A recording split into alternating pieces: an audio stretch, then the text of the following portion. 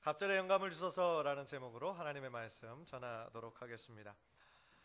사람이 이 세상을 떠날 때의 그 모습을 살펴보면 크게 한 세 가지 종류의 사람이 있는 것 같습니다. 이 세상을 살면서 충성스럽게 자신에게 준 사명을 마치며 아름다운 뒷모습을 보이는 사람이 있고요. 처음부터 끝까지 참 악하게 살다가 가는 모습까지 참 추악한 뒷모습을 보이는 사람이 있고요.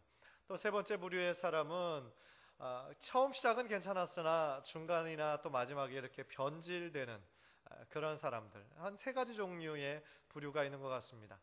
사실 우리들의 마음으로는 참 처음부터 끝까지 하나님께 쓰임 받으면서 하나님 앞에 충성스럽게 살아가기를 원하는 마음이 우리들 모두에게 있지만 참 우리들 마음이 간사해서 어떻게 변할지 우리가 참 자신할 수 없는 것이죠. 그래서 우리들을 너무 과신하지 말고 우리들의 연약함을 인정하면서 주님을 매일매일 붙잡고 말씀 따라 동행하며 사는 삶이 아마 우리들의 인생의 정답이 아닐까라는 생각을 해봅니다. 그런데 그렇게 분류하는 그 눈으로 성경을 바라봐도 또 아주 동일하게 성경 속에도 세 가지 부류의 사람이 다 있는 것 같습니다. 성경의 많은 위인들이 믿음의 사람들이 자신에게 주신 하나님의 사명을 끝까지 완수하고 아름다운 뒷모습을 보여준 사람들이 있습니다. 다윗과 같은 사람이 그러하고 오늘 본문의 주인공인 엘리야와 같은 사람이 그렇습니다. 또 한 부류는 많은 사람들이 지위 여하를 막론하고 하나님을 멀리 떠나고 하나님 이외에 다른 신을 섬기다가 하나님의 진노 아래 놓인 사람들이 참 많이 있었습니다. 예를 들어서 엘리야 시대의 그 아합 왕과 이세벨 왕비 같은 사람, 모세 시대의 그 바알 왕 같은 사람이 아주 대표적이라고 할 수 있겠죠. 또 성경에는 처음 시작은 좋았으나 중간에 변질되어서 안타깝게 하나님께 쓰임을 받지 못하고 버림을 받은 사람이 있습니다. 사울왕 같은 사람이 또 대표적이라고 할 수 있겠죠. 따라서 오늘 본문 속에서 나오는 이 엘리야의 아름다운 뒷모습을 살펴보면서 우리들의 인생을 어떻게 사는 것이 하나님 앞에 올바른 인생일까를 한번 좀 묵상해 보기를 원해요. 또 엘리야가 엘리사에게 자신의 사역을 전수하는 모습, 또한 엘리사가 그것을 어떻게 반응하는 모습을 통해서 또 우리가 어떤 교훈을 얻을 수 있을지 함께 말씀을 나눌 때에 하나님께서 예비하신 큰 은혜와 깨달음이 우리 성도님들의 삶 가운데 함께 하시기를 간절히 소원합니다. 첫 번째로 깨닫는 것은 하나님의 사람은 마지막 사명까지 감당하는 사람이라는 거예요. God's people fulfills their missions. 오늘 본문에 나오는 그 엘리야의 모습을 살펴보면요, 그가 얼마나 끝까지 충성하는 사람이었는가를 발견하게 됩니다. 우리가 아마도 기억하는 엘리야의 가장 멋진 그 사역은 그 갈멜산 위에서 그 바알과 아세라를 섬기는 850명과 아마 겨루었던 그것이 아니었나라는 생각을 합니다. 참 머릿속으로만 그려봐도 얼마나 멋진 장면인지 모릅니다. 850대 1로 싸운 거 아닙니까?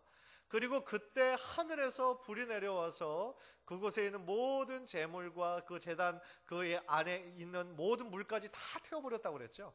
그래서 엘리야의 별명이 뭡니까? 불의 선지자죠. 불의 선지자. 얼마나 멋진지 모릅니다. 사실 그의 인생이 처음부터 끝까지 막 이렇게 멋진 모습만 있었던 것은 아니었죠.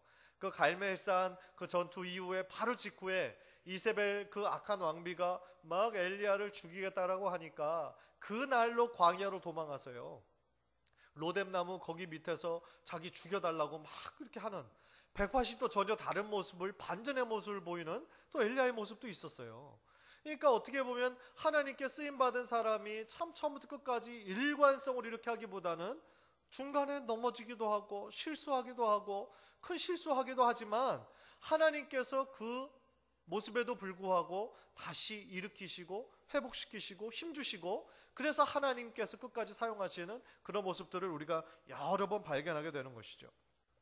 그래서 엘리야가 다시 힘을 얻고 회복해서 이제 열왕기 하에 이르러 그에게 남겨진 마지막 사역을 감당하게 되는 것이 열왕기하 1장이었어요. 우리가 지난주 바이블 타임을 통해 읽었겠지만 말이죠. 그래서 그 악한 아합 왕과 이세벨 왕비가 죽고 그 아들 아하시야가 왕이 되죠. 그런데 그 왕도 역시나 악한 왕이었어요. 생각하는 거나 뭐 행하는 거나 우상을 섬기는 거나 너무너무 악한 왕이었어요. 그래서 그가 다락 난간에서 떨어져 거의 죽게 됐어요. 그래서 이 사람이, 그 아시아 왕이 바로 옆 나라를 쫓아가서 바알세붑, 그 이방신에게 쫓아가서 자기가 다시 일어날 수 있을지, 회복할 수 있을지를 알아보내러 사신을 보내죠. 그랬더니 그 사실을 듣고 엘리야가 뭐라고 막 호통을 칩니까? 이 나라에 신이 없어서 옆 나라 이방신에게까지 가서 그걸 알아보느냐? 내가 하나님이 주시는 말씀으로 너에게 권면하는데 너는 그 침상에서 일어나지 못할 것이고 너는 죽을 것이다. 막 하나님의 명령을, 하나님의 그 말씀을 호통치면서 전하죠. 그러니까 아시아 왕이 그 이야기를 듣고, 아, 엘리야구나, 엘리야가 그 말을 했구나, 괘씸해가지고 50부장, 그러니까 50명을 다스릴 수 있는 그 50부장과 50명을 보내죠. 만약에 정말 좋은 뜻에서 하나님의 사자니까 자기가 모시려는 뜻을 한다면 50명을 보낼 이유가 없어요. 한 두세 명 보냈겠죠. 그런데 괘씸하니까 강제로 끌어내서 자기가 죽이려고 한 거예요. 그러니까 엘리야를 찾아가니까 어떻게 합니까? 엘리야가 그 사람들이 온 것을 보고 또 막 하나님께 기도하니까 하늘의 불이 그때도 또 그들에게 임했죠. 그래서 그 50부장 50명을 순식간에 태워버리고, 또 두 번째 또 태워버리고, 그러니까 세 번째 50부장이 와서 막 겸손하게 우리들 생명을 불쌍히 여기시고 굽어보소서, 그러니까 하나님께서 마음을 주셔서 엘리야에게 이번에는 같이 따라가라. 그래서 아시아 왕 앞에 섰을 때도 동일하게 담대하게 선포하잖아요. 멋지게. 그래서 하나님께서 이런 말씀을 주셨고 너는 그 자리에서 일어나지 못할 것이고 죽을 것이다. 그래서 그 말씀대로 그렇게 이루어졌죠.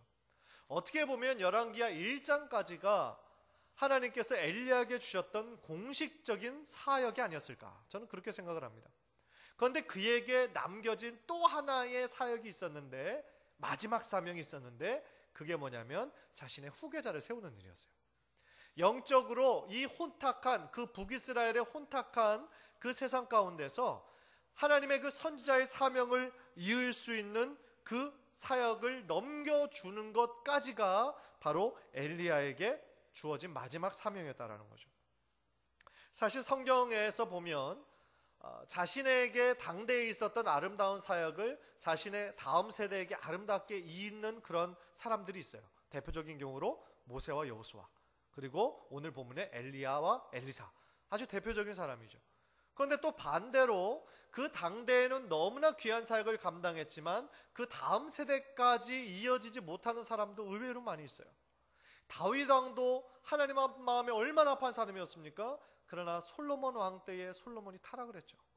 사무엘 선지자도 얼마나 하나님 앞에 쓰임받은 흠없는 사람이었지 않습니까? 그런데 사무엘의 그 아들들 세대에서는 또 이것이 망해버렸어요. 그러니까 이 본문을 통해서요, 이 믿음을 계승하는 것, 믿음의 후계자를 세우는 것, 그게 얼마나 중요한 것인지 우리들 마음 가운데 다시 한번 깨닫게 되는 것이죠. 사실 과거보다 지금이 오히려 이 믿음을 계승하는 것이 훨씬 더 중요한 시기라고 생각합니다. 이민교회에서는 벌써 10몇 년 전부터 Silent Exodus라는 말이 유행을 했었습니다. Silent Exodus. 엑소더스가 무엇인지 아시나요? 출애굽할 때 그 엑소더스. Silent Exodus. 그러니까 무슨 뜻이냐면 고등학생까지는 자녀들이 부모의 손에 이끌려서 억지로 교회를 다닌다 이겁니다. 왜냐하면 차도 없고 자신에게 뭐 그렇게 거부할 수 있는 힘도 없고, 그러니까 고등학교 때까지는 그냥 억지로 이렇게 교회에 나오긴 하지만 이제 대학교에 들어가서 자신들에게 자유가 주어지고 부모와 떨어지고 운전할 수 있고, 그러니까 이제 교회를 떠나버린다는 거예요. 사일런트 엑소더스 하듯이 교회를 조용하게 완전히 빠져버린다는 거예요. 그래서 하나님으로부터 멀어지고 교회로부터 완전히 이제 스탑을 한다는 겁니다. 그런 현상들이 얼마나 많이 일어나는지 몰라요. 우리들 주변에 있는 많은 큰 교회, 대형 교회에서도 점점 더 주일학교와 학생부들이 없어지고 있어요. 무슨 얘기입니까? 교회가 점점 노년화된다는 거예요. 젊은 세대들은 교회에서 쫙쫙 빠지고 그 연세 드신 분들만 남아서 더 이상 교회에 애기 울음소리가 들리지 않는다는 거예요. 새로 세례를 받거나 새로 뭐 하는 것들이 전혀 일어나지 않는다는 거예요. 암울한 얘기죠. 그러나 그런 것들이 현실로 다가오고 있다는 거예요. 많은 교회 미래학자들이 뭐라고 얘기하냐면 그 유럽의 그 찬란했던 그 기독교 문화가 쇠퇴하고 많은 그 기독교 교회들이 뭐 천주교, 더 나아간 천주교 아니라 이제 무슬림으로 점점 더 변하고 술집으로 변하고 있잖아요. 미국이 지금 유럽의 전철을 따라가고 있고 미국을 따라가고 있는 것이 한국이라는 것이죠. 그래서 그들이 내놓는 그 미래에 대한 예언은 지금의 이 교인들이 점점 더 줄어들 것이다. 그래서 이제 노인들만 남다가 결국 교회 존속까지 힘들어지게 될 것이다 라고 얘기해요.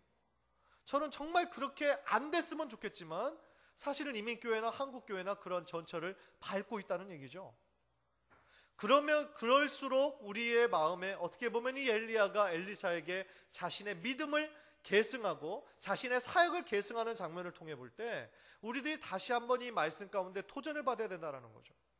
우리들에게 주신 이 믿음이, 이 아름다운 신앙의 유산이 우리들 세대에서뿐만 아니라 우리들의 자녀의 세대, 자녀의 자녀의 세대 계속해서 연결될 수 있도록 우리가 그것을 물려주는 그것이 우리들 모두에게 주신 가장 크고 위대한 사명일 수 있겠다라는 얘기죠.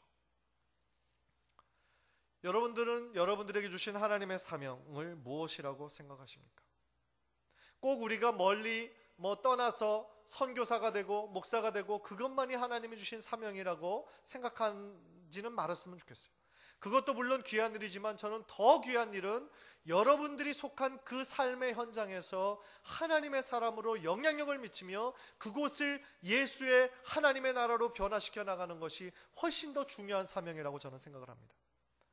어떻게 보면 지난주에 오셔서 말씀을 전하셨던 선교사님도 아마 굉장히 좋은 사역을 저는 감당하신다고 생각해요. 신학을 전공하신 분은 아니지만 카이스트에서 거기에서 아주 우수한 재원으로 과학으로 정말 아카데믹으로 준비되신 분이 몽골이나 또 인도네시아나 가셔서 하나님의 말씀을 전하고 그 젊은이들을 세우는 거, 믿음으로 세우는 거. 과학만 가르칩니까? 가르치는 사람이 믿음의 사람이면 그들이 가르치는 그 내용 가운데 은연중에 복음이 들어가는 거거든요. 그러면 그곳에서 자라나는 학생들이 어릴 때부터 기독교적인 가치관으로 하나님을 만나게 하는 사역, 얼마나 고귀하고 값집니까? 저는 정말 여러분들 한 분 한 분이 여러분들에게 주신 하나님의 그 고귀한 사명을 깨닫고 그 있는 자리에서 하나님의 뜻을 온전히 이루어드리는 우리 성도님들 모두 되시기를 주님의 이름으로 간절히 축원합니다. 그래서 우리가 하나님의 뜻을 매일같이 묵상하고 또 주님께 기도하는, 교통하는 그런 삶을 살 때 우리들의 삶에서 쉽게 우리가 감정적으로 반응하지 않고 믿음과 인내로 하나님의 뜻을 온전히 이루시게 될 줄 믿습니다. 그래서 정말 저는 여러분 또 저 모두가 쉽게 조바심 내지 말고 걱정하고 염려하지 말고 하나님의 때를 기다리고 하나님의 말씀을 붙잡고 견고하게 흔들리지 않는 우리 귀한 성도님들 모두 되시기를 주님의 이름으로 간절히 축원합니다.